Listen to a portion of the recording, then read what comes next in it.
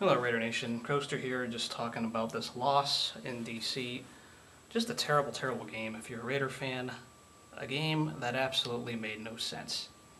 Now, I expected a lot of things of this game, not necessarily a win, but I thought this was going to be a high-scoring affair where Carr and Cousins were going to just duel left and right. Scoring left and right, maybe this would be a 44-41 type of game. But this game made absolutely no sense, just based on the talent that was there. This looked like a team from a decade ago, this Raiders team.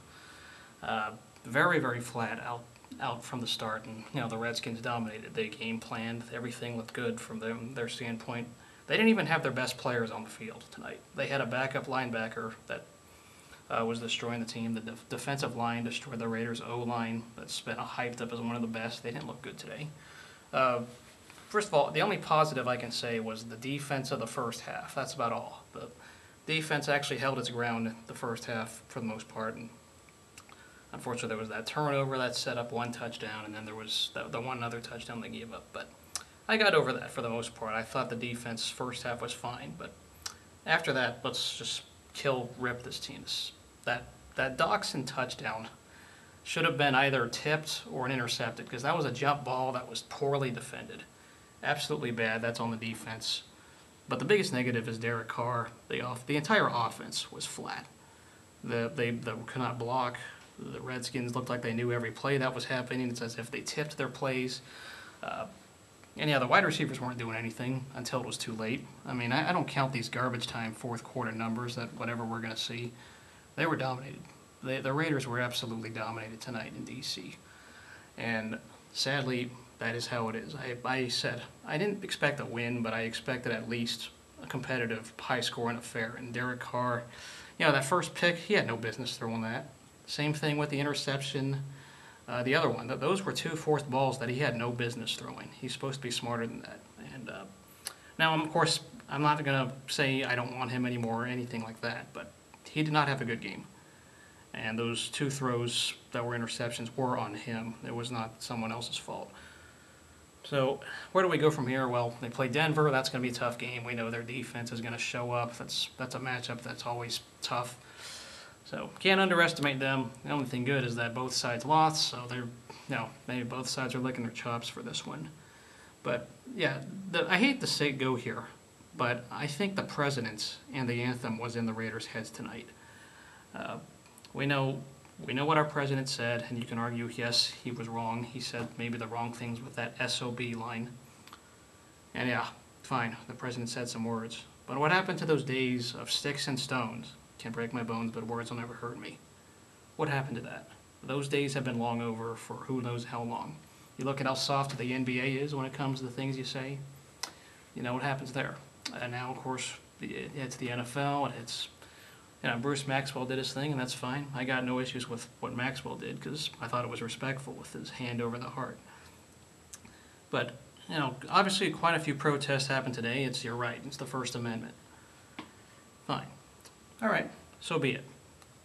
The thing I don't mind about the protest is if you're on your knee and say you can argue unity when you're on your knees. If everyone's doing it, fine. Fair game.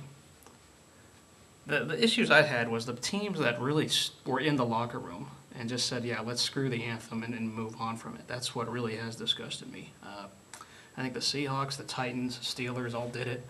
The Raiders would have done it. And that alone kind of hurts. That kind of hits a hard one when you think about people who want to come to this country. They would have done it if there weren't any penalties for a primetime game. We heard on the TV about that.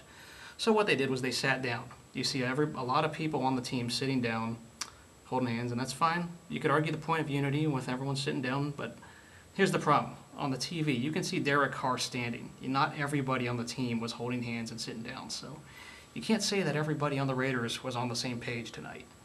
And I hate to bring that up, but the anthem and the Raiders there was a distraction. I really think that our president's words were in the Raiders' heads tonight, and maybe it's affected some of the other players, but tonight they looked very flat out there. It's like they cared more about making the scene before the game, and they didn't really show up tonight offensively.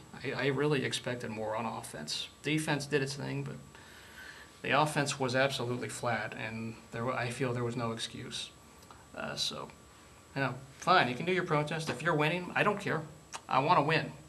That's obviously first and foremost, not just win, baby, but I want to see a team that cares. And tonight, they cared more about making a scene before the anthem. I mean, I know controversial thoughts. My thoughts on this stuff don't really matter. I'm just one person, but it's easy to now really speculate that it was in their heads because they didn't show on the field tonight. The Redskins dominated on all phases, left and right. You can see the coaches outcoached them and all that, but I just didn't feel the team unity was there just because they sat down together. And as I said, Derek Carr is standing, and you can see him lipping words, while the rest of the team is just sitting down in the line. And it doesn't look good, guys. It's a very bad image when you see one guy buck the trend versus everybody else doing something else. If it's either everybody does something or everybody does not do something.